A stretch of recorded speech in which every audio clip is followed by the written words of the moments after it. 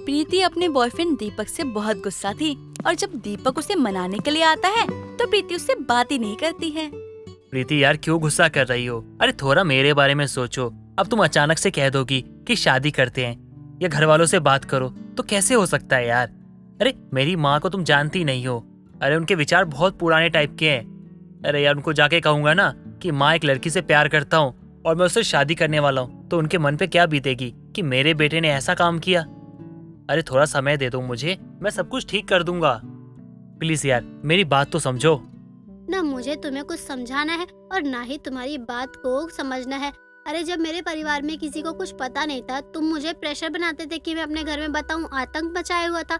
और जब मैंने बता दिया तो मेरी फैमिली चाहती है कि अब तुम अपनी फैमिली में बताओ, तो तुम बहाने बना रहे हो। देखो अगर तुम्हें ऐसे ही रखना है तो रख लो, लेकिन फिर मेरे से कोई उम्मीद मत करो। मैं अपने घर में बोल दूंगी कि मेरे लिए अब रिश्ता देखना शुरू करे, क्योंकि दीपक को अब मेरे से शादी नहीं करनी है। अगर तुम ही ऐसा कहोगी तो कैसे काम चलेगा? तुम ना मेरी बात सुनो। देखो मैं तुमसे बहुत प्यार करता हूँ और मैं तुमको मना भी नहीं कर रहा हूँ और शादी तो मैं तुमसे ही करूंगा, लेकिन अभी ये बात करना ना ठीक नहीं होगा। मैं जाके माँ को बोलूंगा माँ मुझे शादी करनी है, तो क्या कहेंगी? नौकरी तो करता नहीं है और शादी करेगा। नौकरी के बारे में सोचने की जगह लड़की के बारे में सोच रहा है। और तो और वो तो ये भी कहेंगी कि वो लड़की ही सही नहीं होगी, तभी तो लड़के को कह रही है कि शादी करो, नौकरी बाद में करना। अरे अच्छा नहीं लगेगा, तुम्हारे ऊपर सारे इल्जाम आ जाएंगे, इसलिए मुझे थोड़ा वक्त तो दे दो। ऐसे कैसे मुझ पर इल्जाम लगाएंगी तुम्हारी माँ? अरे मैं थोड़ी ना कह रही हूँ कि तुम नौकरी ना करो, मैं तो खुद चाहती हूँ कि तुम नौकरी करो, काम करो, पैसे कमाओ। तुम्हारी माँ भी ना कुछ भी बिना सोचे समझे मुझ पर इल्जाम लगा देंगी। तुम कैसी बातें कर रहे हो? तुमने सुना ना कि अभी तुमने क्या बोला है? हाँ मैंने सुना कि मैंने क्या कहा है और मुझे अच्छे से पता भी है कि मैंने क्या कहा है। देखो अगर मैं माँ के पास गया और शादी के बारे में बोला तो माँ को बहुत दुख होगा। मेरी माँ ना मुझसे बहुत प्यार करती है, वो ये चाहती है उनका बेटा काबिल है तो नौकरी मिले और जल्दी मिले और अच्छी मिले। लेकिन अब मैं जाके कह दूंगा कि माँ मैं शादी करना चाहता हूँ, तो क्या सोचेंगी? वो तो ये सोचेंगी ना कि उनका बेटा लड़की के चक्कर में नौकरी नहीं करना चाहता। और तो और सारा इल्जाम ना तुम्हारे ऊपर लगेगा जो मैं नौकरी नहीं कर रहा हूँ, और आगे जाके मुझे नौकरी नहीं मिली ना तब भी तुम्हें ताने सुनने को मिलेंगे। इसलिए कह रहा हूँ पहले नौकरी लग जाने दो, उसके बाद मैं बात करता हूँ। ठीक है, अगर तुम इतना कह रहे हो तो मैं तुम्हारी बात मान लेती हूँ। वो भी इसीलिए क्योंकि तुम्हारी माँ हम दोनों के बारे में कुछ गलत ना सोचे, हमारे प्यार की वजह से तुम्हारी माँ या हमारी इमेज ना खराब हो, बस इसीलिए मैं छोड़ रही हूँ। लेकिन अब तुम्हारे पास सिर्फ 15 दिन का समय है। 15 दिन के अंदर अंदर जॉब ढूंढो और अपने घर में मेरे बारे में बात करो। अगर नहीं बात करी तो मैं अब अपने घर वालों से बोल दूंगी कि मेरे लिए रिश्ता देखना शुरू करे, क्योंकि अब हमारी शादी नहीं हो सकती। थैंक यू सो मच प्रीति, तुम सच में बहुत अच्छी हो। तुमने मेरा इतना साथ दिया। बस 15 दिन की बात है, उसके बाद नौकरी ढूंढकर मैं माँ से बात करता हूँ। दीपक अब नौकरी ढूंढने के लिए लग जाता है। इतनी मेहनत के बाद दीपक को नौकरी मिल जाती है और नौकरी के 2-3 दिन बाद ही दीपक प्रीति को अपने घर लेकर जाता है और अपने घर वालों से मिलवा देता है। दीपक की माँ अनीता काफी मना करती है इस रिश्ते के लिए, लेकिन दीपक है कि मानता ही नहीं है, क्योंकि दीपक प्रीति से सच्चा प्यार करता था। इसलिए वो अपनी माँ को मना लेता है और बच्चों की खुशी के आगे अनीता कुछ नहीं कहती है और हाँ कर देती है। कुछ दिनों बाद ही शुभ मुहूर्त देखकर सभी दीपक और प्रीति की शादी कर देते हैं। प्रीति शादी करने के बाद अपने ससुराल आ जाती है। ससुराल आने के बाद प्रीति अकेले ही सब कुछ संभाल रही होती है। ये सब देखकर अनीता को काफी अच्छा लगता है। ऐसे ही दिन बीतते हैं और एक दिन रात के समय प्रीति को काफी प्यास लगती है। उसकी नींद खुल जाती है। पता नहीं क्यों मैं यहाँ पर पानी लेकर नहीं बैठी। अब इतनी प्यास लग रही है और आधी रात में नींद तोड़कर मैं वहाँ पर पानी लेने जाऊँ? पानी लेने तो जाना ही पड़ेगा, और करूँगी भी क्या, प्यास जो लगी है इतनी। प्रीति वहाँ से पानी लेने के लिए चली जाती है, लेकिन तभी प्रीति की नजर अपनी सास के कमरे पे पड़ती है, जहाँ अनीता आराम से बैठी हुई थी। ये देखकर प्रीति अपने सास के कमरे में जाती है और अपनी सास से कहती है, अरे माँ जी, आप रात में जाग कर क्या कर रही है? आपको नींद नहीं आ रही है क्या? मुझे बताया क्यों नहीं? मैं आपके कमरे में ही सो जाती। आप यहाँ अकेले बैठकर बोर हो रही है। माँ जी आप ऐसे क्यों जाग रही है वैसे? बहू ये तो मेरा रोज का है, मुझे रात में नींद नहीं आती। खैर तू बता, तू यहाँ पर क्या कर रही है? तू मुझे देखने आई थी क्या यहाँ पर कि मैं सो रही हूँ कि नहीं? नहीं माँ जी, वो तो मुझे बहुत प्यास लगी थी, इसीलिए मैं पानी लेने जा रही थी। तभी आपके कमरे पर नजर पड़ी और जहाँ लाइट जल रही थी तो मैंने सोचा एक बार देख लेती हूँ। तो देखा कि आप जग रखी हो तो मैं आपसे बस पूछने आ गई। चलिए माँ जी, मैं पानी पीकर जा रही हूँ सोने। प्रीति इतना बोल के वहाँ से चली जाती है, लेकिन प्रीति को ये नहीं पता था कि उसकी सास ये रोज किया करती है, रात में जागती रहती है। ऐसे ही कई दिन निकल जाते हैं। प्रीति को सबके साथ रहने की आदत पड़ गई थी, क्योंकि उसने कई बार नोटिस किया था अपनी सास को रात में जागते हुए। एक रात अनीता को जब नींद नहीं आ रही होती है, तो वो अपने बेटा बहू के कमरे में जाती है और उन दोनों को उठाते हुए कहती है, अरे यहाँ मुझे नींद नहीं आ रही है और तुम दोनों आराम से सो रहे हो। अरे उठ जाओ और मुझे बताओ कि मैं क्या करूँ जिससे मुझे नींद आ जाए। माँ जी, आपको नींद नहीं आ रही तो इसका मतलब ये थोड़ी ना है कि हमारी भी नींद खराब करे। अरे मुझे बहुत जोर से नींद आ रही है। आपको तो पता है कि आज कितना काम था, ऊपर से आपकी कुछ दोस्त घर पर आ गए थे, उनके लिए भी खाना बनाया, नाश्ता बनाया। इतना काम करने के बाद नींद नहीं आएगी क्या? माँ जी, आप एक काम करो, अपने कमरे में लेट जाओ थोड़ी देर, खुद ही नींद आ जाएगी। बहू, मैं इतनी देर से अपने कमरे में लेटी हुई थी पर मुझे नींद ही नहीं आ रही और ना ही मेरी आँख बंद हो रही है, इसलिए मैं यहाँ पर आ गई। दोनों उठ जाओ और मेरे साथ चलो, वरना मैं ऐसी जागती रहूंगी पागलों की तरह। या बहू, तू ही चल मेरे साथ। अरे प्रीति चली जाओ ना यार माँ के साथ, और जाके सो जाओ उनके साथ ही। मुझे सोने दो यार, माँ यहाँ रही ना तो तुम सो ना सो, लेकिन मैं नहीं सो पाऊंगा, इसलिए तुम लोग जाओ, आराम से जाओ। मुझे बहुत जोरों की नींद आ रही है, मैं तो सोऊंगा और मुझे ऑफिस भी तो जाना है यार, थोड़ा तो समझो। जाओ ना, मुझे सोने दो चैन से। प्रीति को अपनी नींद खराब करके अपनी सास के साथ जाना पड़ता है, लेकिन अब ये रोज का हो गया था, इसलिए प्रीति को काफी गुस्सा आता है। एक रात जब वापस प्रीति की नींद खराब होती है तो उसे काफी गुस्सा आता है और वो खुद से बोलते हुए कहती है, माँ जी का बहुत हो गया है। अरे खुद तो दिन में सो जाती है और हमें यहाँ उनकी वजह से जगना पड़ता है। इतने दिन हो गए मैं ठीक से सोई नहीं हूँ। कल भी माँ जी ने रात भर एक झपकी तक नहीं लेने दी। अब देखती हूँ कि माँ जी को कैसे नींद नहीं आती है। रोज रात भर जागने वाली सास को ना बदल दिया तो मेरा नाम भी प्रीति नहीं। प्रीति अगली सुबह से ही अपनी सास को कुछ न कुछ काम पकड़ाने लग जाती है, जो उसकी सास को पसंद नहीं था। अनीता को 1 मिनट का भी टाइम नहीं मिल रहा था कि वो जाकर सो सके। शाम तक अनीता का शरीर पूरा दुखने लगता है और बिना खाना पीना खाए ही सो जाती है। अब प्रीति अपनी सास के कमरे में जाती है तो देखती है कि उसकी सास सो गई है। प्रीति को काफी खुशी होती है और वो खुद से कहती है, अब आया ना ऊंट पहाड़ के नीचे, जब कोई काम करेंगी नहीं तो नींद कैसे आएगी। आज शरीर दुख गया है तो खुद सो गई आराम से। अब जाकर प्रीति भी आराम से सो जाती है, सब ठीक हो जाता है। इसी तरह प्रीति रोज ही अपनी सास को कुछ न कुछ काम देने लगती है ताकि उसकी सास रात में जागे ना, और उनकी आदत बदल जाती है और प्रीति की भी नींद पूरी होने लगती है। गुलाबो का सपना था कि उसका एक बड़ा सा घर हो, उसमें बड़े बड़े कमरे हो। एक दिन वो अपने कमरे में लेटी हुई सपने देख रही होती है कि वो एक बहुत ही बड़े घर में आराम से बड़े बड़े कमरों में लेटी हुई है। चारों तरफ लाइट जगमगा रही थी। तभी अचानक अंशिका, जो कि उसी के साथ उसके कमरे में सो रही है, करवट लेती है और उसके धक्के से गुलाबो जमीन पर गिर जाती है और उसकी आंख खुल जाती है। हाय राम, मैं तो सपना देख रही थी, कितना अच्छा सपना था और हकीकत कितनी बुरी है। सपने में मैं आराम से एक कमरे में लेटी थी और हकीकत में अपनी इस चुड़ैल बहू के साथ, जिसे रोज आदत है मुझे धक्का मारकर नीचे गिराने की। हाय मेरी कमर, आज तो मैं गई। क्यों बहू, क्या हुआ? ज्यादा लग गई क्या? बहुत दर्द हो रहा है ना? माँ जी, आप तो रहने दीजिए। पहले खुद ही धक्का मार दिया, गिरा दिया, उसके बाद अब दिखावा कर रही हो। हट जाइए यहाँ से। मुझे भी ऐसे ही दर्द हो रहा था जब तुमने मुझे धक्का मारकर गिराया था। माँ जी, आप कितना झूठ बोल रही हो। मैंने आपको धक्का नहीं मारा, आप मेरी सास है, भला मैं आपको धक्का क्यों मारूंगी? तुझे खुद नहीं पता कि तूने मुझे धक्का मारा है। तू उस समय नींद में रहती है। लेकिन माँ जी, आपने तो मुझे जानबूझकर ही मारा था ना, आप तो नींद में नहीं थी। हाँ, वो इसलिए ताकि तुझे भी पता चल सके जब तू मुझे गिराती है तो मुझे कितना दर्द होता है। अब शायद तुझे भी समझ में आ गया होगा। अब आगे से तू मुझे नींद में भी धक्का नहीं मारेगी।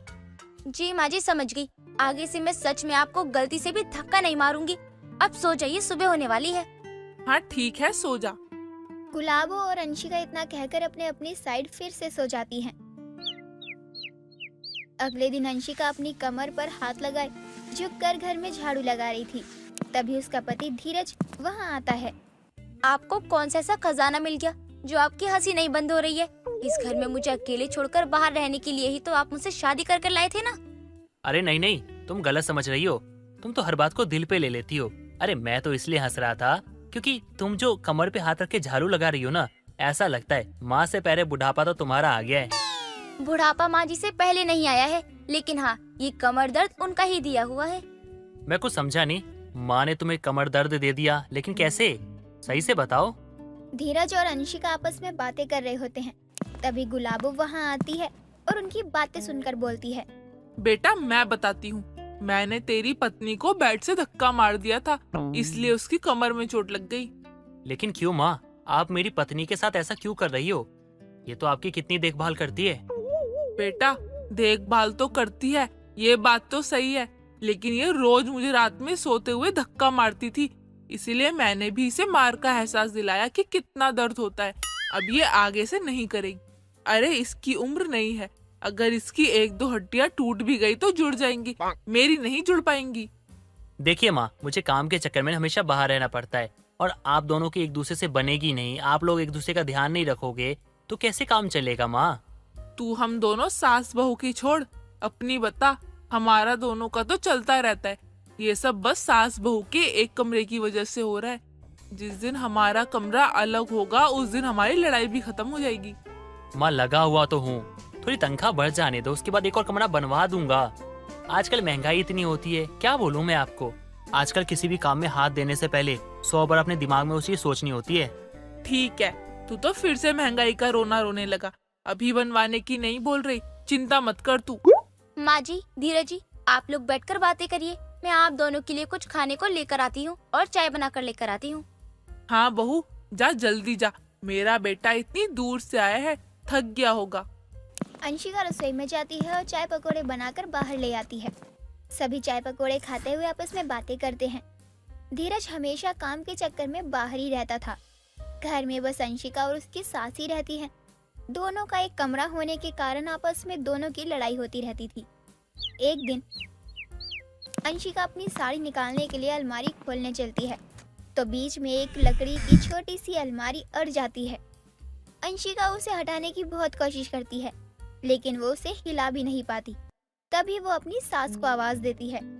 माँ जी, आप कहाँ हो? जल्दी से यहाँ तो आइए। हाँ बोल, क्यों चिल्ला रही है तू? सुबह सुबह ही शोर मचाने लगती है। माँ जी, मैं कोई पागल नहीं हूँ जो बिना बात ही चिल्लाऊंगी। ये लकड़ी की छोटी सी अलमारी किसने रखी है मेरी अलमारी के पास? इस घर में मेरे और तेरे अलावा कौन रहता है? अगर तू पूछ रही है तो इसका सीधा मतलब यही है कि मैंने ही रखा होगा। लेकिन क्यों माँ जी, क्यों? पूरे घर में सिर्फ और सिर्फ आपका ही सामान रखा है। मेरा सामान बाहर आंगन में पड़ा हुआ है, सिर्फ बेड को छोड़कर, क्योंकि उसमें तो सोना होता है ना। बस इसी की कमी थी जो आपने इसे भी लाकर यहाँ रख दिया। अरे तो क्या करती, बाहर इस अलमारी को चूहे काट रहे थे और ये मेरी सास की आखिरी निशानी है, मैं इसे कैसे खराब होने दे सकती हूँ? माँ जी, तो चूहा तो यहाँ भी आ सकता है ना? यहाँ नहीं आएगा क्योंकि तुझे चूहे से डर लगता है, इसलिए तू इस कमरे में चूहे की दवा रखती है, तो इस कमरे में मेरी अलमारी सुरक्षित है। माँ जी, ये कमरा सास बहू का एक कमरा है, यानी कि मेरा भी है, और इस अलमारी के यहाँ रहने से मेरी अलमारी नहीं खुल रही है। मैं अपनी साड़ी कैसे निकालूं? अब मैं क्या बताऊं बहू, खिसका सके तो निकाल ले, वरना वो साड़ी बाहर है, उसे पहन ले। अंशिका जैसे तैसे करके अलमारी को सीधा टेढ़ा करके अपनी साड़ी निकालती है। ऐसे ही कुछ दिन और बीतते हैं। तभी एक दिन गुलाबो सोते हुए जोर जोर से खर्राटे लेती है, जिससे अंशिका की आंख खुल जाती है और वो अपने आप से बोलती है। बस यही कमी थी माँ जी के खर्राटों की। अब मैं और बर्दाश्त नहीं कर सकती एक कमरा सास बहू का। अब मुझे कुछ ना कुछ तो करना ही पड़ेगा। दिन भर काम करो और रात में ठीक से सोने को भी नहीं मिलता है। माँ जी उठिए ना, आदमी कैसे सो रही हो? अब सोने का भी कोई नया तरीका आ गया है क्या? माँ जी, सोने का कोई नया तरीका तो आया नहीं है, लेकिन आप जो ये नए तरीके से सो रही हो ना, वो मुझे परेशान करने का अच्छा तरीका है। इतनी जोर जोरों से खर्राटे ले रही हो आप। हाँ तो क्या करूं, मुझे जुकाम हो गया है लगता है, इसीलिए मुझे खर्राटे आ रहे हैं। तुझे सोना है तो ऐसे ही सो, वरना जा बाहर जमीन पर जाके सो जा। गुलाबो इतना कहकर दूसरी तरफ करवट लेकर सो जाती है। थोड़ी देर बाद अंशिका फिर से सोने की कोशिश करती है, लेकिन अपनी सास के खर्राटों की आवाज से वो सो नहीं पाती और गुस्से में उठकर बाहर आंगन में चली जाती है और जमीन पर सो जाती है। लेकिन जमीन पर सोने की वजह से उसकी तबीयत खराब ही हो जाती है। तभी धीरज फिर से घर लौट कर आता है। तभी अंशिका बोलती है, इस घर की बहू और तुम्हारी पत्नी होने के नाते मैंने बहुत सब्र कर लिया, लेकिन अब नहीं कर सकती हूँ। अगर तुम मुझे शादी के बाद एक पर्सनल कमरा नहीं दे सकते हो तो मैं इस घर में नहीं रह सकती हूँ। यार ऐसा तो मत बोलो, अरे जल्दी बनवा दूंगा एक कमरा और। देखिए, मैं अपने मायके जा रही हूँ। जब आप मेरे लिए एक पर्सनल कमरा बनवा लो ना, तब मुझे लेने आ जाना। नहीं अंशिका, तुम ऐसे कैसे कर सकती हो? अरे तुम तो मेरी मजबूरी समझो। अगर मेरे पास पैसे होते तो मैं पहले ही बनवा चुका होता। देखिए, जब से मैं इस घर में आई हूँ ना, तब से समझ ही तो रही हूँ। अगर मेरी शादी किसी गरीब घर में हुई होती ना, सास और पति पहले कमरा तैयार करवा देते बहू का। अगर नहीं कर पाते तो खुद का दे देते। लेकिन यहाँ तो ना तो आपको कोई फर्क पड़ता है और न ही माँ जी को। लेकिन अब मैं ऐसे बिना कमरे के नहीं रह सकती हूँ। मुझे अलग कमरा चाहिए तो बस चाहिए। जब कर सको ना इतना मेरे लिए तो लेने आ जाना। सास बहू के एक कमरे से परेशान होकर अंशिका अपने घर चली जाती है और धीरज उसकी बातों से परेशान होकर चेयर पर बैठ जाता है। जानकी की बेटी कमलेश की अमीर घर की लड़की से शादी हुई थी और जानकी का परिवार गरीब था। उनकी गरीबी का तो ये आलम था कि वो 2 वक्त की रोटी जुटा ले, वही उनके लिए बहुत था। और मोनिका जो शहर में पली बड़ी थी, उसके माँ बाप ने उसकी शादी गांव में इसलिए की थी ताकि उसे जो अपने पिता के पैसों का इतना घमंड था और उसे पता चले कि उसे पैसों की कितनी इज्जत करनी चाहिए। बहू खाना बन गया या नहीं? कमलेश वरना खेत चला जाएगा, खाकर जाएगा तो अच्छा है। बना ही रही हूँ। गैस नहीं है तो तुरंत तो खाना बनेगा नहीं। 1 घंटे से चूल्हे पर खाना बना रही हूँ। कभी लकड़ी जलती है और कभी बुझ जा रही है। बहू अब तो तुझे इतने समय हो गया यहाँ पर, अब तो तुझे गांव के तौर तरीके सीख लेने चाहिए। इतने दिन हो गए हैं लेकिन तू हर काम में नुक्स निकालती रहती है। माँ जी, आप जानती है ना, मैं एक अमीर घर की बेटी हूँ और मेरे बाप ने मेरी शादी जानबूझकर गरीब घर में कर दी ताकि मुझे पैसों की अहमियत पता चले। पैसों की अहमियत का तो पता नहीं, लेकिन मुझे इतने दिनों में ये तो समझ आ ही गया कि मेरे बाप ने मेरी शादी जिस घर में की है वो 1 नंबर की फटीचर फैमिली है। और ना तो इस तपती गर्मी में इस घर में ढंग का पंखा है और ना ही कूलर। ये तुम कैसी बात कर रही हो मोनिका?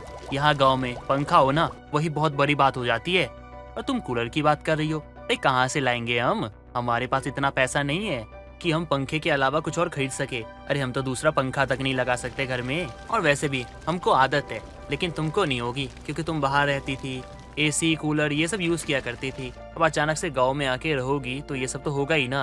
अच्छा ये सब छोड़ो, माँ खाना बन गया हो तो पैक कर दीजिए। कमलेश तू खेत में जा, मैं खाना तेरा वहीं पहुँचा दूंगी। हाँ हाँ, खाना बने तो पहले। यहाँ ये लकड़ियाँ जलने का नाम ही नहीं ले रही हैं और इन्हें खाने की पड़ी है। और ऊपर से आग बरसने वाली है, गर्मी मेरी जान लेकर ही मानेगी। मोनिका चिक चिक करते हुए पूरा दिन अपने घर का काम किया करती, क्योंकि जिस रईस जादी को गाड़ियों में घूमने और पार्टी करने और दोस्तों के साथ नाइट आउट पर जाने का शौक था, अब वो गांव के गरीब परिवार की एक बहू बन चुकी थी और चूल्हे पर फुक फुक कर खाना बनाया करती थी। ऐसे ही एक रोज देर शाम गर्मी के मारे मोनिका को बेचैनी हो रही थी और वो अपने कमरे में पंखे में बैठ जाती है। तभी लाइट चली जाती है और कुर्सी से सीधा नीचे चक्कर खाकर गिर जाती है और अपनी बहू को कुछ देर बाद नीचे जमीन पर पड़ा हुआ देखती है और गांव के वैद्य जी को बुला कर लाती है। क्या हुआ वैद्य जी, सब ठीक तो है ना? कहीं मेरी बहू कोई खुशखबरी तो नहीं देने वाली है? हाँ हाँ, क्यों नहीं। आपके तो यही अरमान है अब। और आपके बच्चों की सिवाय ये नहीं सोच सकती घर में 1-2 जगह और पंखे लग जाए या कूलर आ जाए। हाँ हाँ बहू, मैं समझ सकती हूँ तेरी परेशानी को, लेकिन हमारी इतनी भी कमाई नहीं है कि हम पंखा लगवाएं और कूलर तो हमारे बस के बाहर ही है। बस से ही नहीं बल्कि औकात से भी बाहर है, ये कहिए आप। मम्मी पापा, ये कहाँ फंसा दिया आप दोनों ने मुझे। अभी फोन करती हो और इनकी खबर लेती हूँ। इन्हें भी अपनी फूल सी बेटी की एक बार भी याद नहीं आती। जब मोनिका अपने चक्कर के बारे में अपनी माँ और पिता को बताती है और अगले ही दिन मोनिका के माता पिता मोनिका के ससुराल गाँव आ पहुँचते हैं। समधन जी, कैसी हैं आप? पहले से तो अब बहुत कमजोर हो गई हैं। माँ, आपको अपनी समधन की पड़ी है। आप यहाँ किसके लिए आई हैं? माँ, मुझे तो गले लगाइए ना। अब मोनिका जैसे ही अपनी बाहें फैलाए अपनी माँ की तरफ बढ़ती है, सुषमा अपने दामाद को देखकर कहती है, दामाद जी, अभी अभी आप खेत से आ रहे हैं और गर्मी तो बहुत है। मोनिका, पानी ले आ ठंडा ठंडा। यहाँ कोई फ्रिज नहीं है, आपको खोलता हुआ और हैंडपंप का पानी ही पीने को मिलेगा। हाँ, मैं भी गांव में ही पली बड़ी हूँ, मुझे भी पता है यहाँ के लोग कैसे रहते हैं। इतना सुनने के बाद मोनिका अपनी माँ और पापा को पानी लाकर देती है और मोनिका को देख किशोर कहता है, लाइट वैसे रात भर रहती है या नहीं रहती? कहीं रात में मच्छर तो नहीं लगते? ये गांव है पापा, आपको 2-3 दिनों में ही पता चल जाएगा कि यहाँ मच्छर कितने हैं, गर्मी कितनी है और आप पंखे की हवा कितनी खाते हैं। हाँ, ये तो है। गांव की गर्मी भला गांव के लोग ही जान सकते हैं। क्यों मेरी गांव वाली बेटी? अब किशोर और सुषमा 2-3 दिन गांव में अपनी बेटी के ससुराल में रहने का मन बनाते हैं, लेकिन किशोर को गर्मी बर्दाश्त नहीं होती और जब भी लाइट आती तो वो पंखे वाले कमरे में चला जाया करता, लेकिन 10 मिनट बाद या 20 मिनट के बाद लाइट चली जाती थी। अरे गांव में रहना तो गांव वाले ही जानते होंगे, हम शहर वाले यहाँ नहीं रह सकते। ना जाने मेरी बेटी कैसे ही रह रही है, लेकिन खैर उसकी अकल भी ठिकाने तो आ ही गई होगी अब। तुम बड़बड़ाते ही रहोगे, या सोना भी है? ना खुद सोते हो ना मुझे सोने दे रहे हो। ये हमारा घर नहीं है, तुम्हारी बेटी का ससुराल है, तो कम बोलो और सो जाओ। मच्छर भी यहाँ के मेहमान को अच्छे से पहचानते हैं। हाँ, ये भी है। चलो अब जैसा भी है, सोना तो होगा ही, लेकिन हमारी बेटी यहाँ कैसे रह रही है? मुझे लग रहा है हमने उसे कुछ ज्यादा बड़ी सजा दे दी। तो सर पर भी तो उसे हमने ही चढ़ाया है ना, लो फिर सर से उतारने का काम भी हमारा ही होना है। गर्मी से तो हर कोई बेहाल था, लेकिन शहर से आई मोनिका के माता पिता को गर्मी सहन नहीं हो रही थी, लेकिन उन्हें अपनी बेटी के ससुराल अभी 1 दिन और रुकना था। लेकिन सुबह के नाश्ते पानी के बाद जब जानकी अपने समधी और समधन को छांव वाली जगह पर लेकर जाती है, जहाँ आम और लीची के बहुत सारे पेड़ होते हैं, वहीं खाट लगाकर बैठ जाते हैं, जहाँ ठंडी ठंडी हवा आ रही होती है। अरे संदन जी, यहाँ कितना आराम है, कितनी अच्छी हवा भी चल रही है। गांव के लोगों की ये तो सबसे फेवरेट जगह है। मैं भी जब छोटी थी अपने पिताजी के साथ गांव आती थी, तो ऐसे ही सब साथ बैठे करते थे। समधन जी, आप बुरा मत मानिए, तो मैं आपसे एक बात कहना चाहती हूँ। आप कुछ दिनों के लिए मोनिका को अपने साथ शहर लेकर जाइए। वो क्या है ना कि वो शहर में ही पली बड़ी है, लेकिन फिर भी उसने हमारे गरीब घर में बहुत कुछ सहा है। मुझे और कमलेश को बहुत समझा है, लेकिन मुझे अच्छा नहीं लगता। आप उसे लेकर जाइए। हम भी यही सोच रहे थे और कल ही इस बारे में मैंने इनसे बात भी की है। हमने अपनी बेटी को बहुत नाजों से पाला है, लेकिन ना जाने वो इतनी बिगड़ती कैसे चली गई। ना उसे पैसे की कीमत समझ आ रही थी और ना ही वो कभी पैसे को पैसा समझती थी। पापा आज ये चाहिए, पापा आज वो चाहिए, पापा आज इतने पैसे चाहिए, ना जाने क्या क्या। कोई बात नहीं, आप गर्मी में उसे शहर लेकर जाइए और ठंड के शुरुआत में आप यहाँ लेकर आ जाना। मुझे कोई दिक्कत नहीं है। हाँ, आप ठीक कह रही हैं समधन जी, लेकिन मैं सिर्फ मोनिका को ही नहीं बल्कि अपने दामाद और आपको भी साथ लेके जाऊंगा, क्योंकि आप लोगों ने मेरी बेटी को हमसे भी ज्यादा प्यार किया है। अरे नहीं समधन जी, मैं अपने गांव की जमीन छोड़कर कहीं नहीं जाना चाहती हूँ, बल्कि मैं तो इससे ही जुड़ी रहना चाहती हूँ और चाहती हूँ कि आखिरी सांस तक यहीं रहूँ। ठीक है, आप जैसा चाहे, मैं आपको फोर्स भी नहीं कर सकता, लेकिन कमलेश और मोनिका वहीं रहे तो अच्छा है और वहीं कोई बिजनेस कर ले। मेरी एक ही तो बेटी है, क्या मैं उसके लिए इतना भी नहीं कर सकता? हाँ ये तो है, बाकी आपकी इच्छा, लेकिन वो क्या है ना कि मेरा बेटा मुझसे दूर नहीं रह सकता। वो मुझसे बहुत प्यार करता है। यही तो गांव के लोगों की खासियत होती है और वो अपनों से दूर भी नहीं रहना चाहते हैं। किशोर और सुषमा जो कि शहर से आए थे और उनके गांव की गर्मी बर्दाश्त नहीं हो पाई, वो अपनी बेटी के साथ दामाद को भी शहर ले जाते हैं।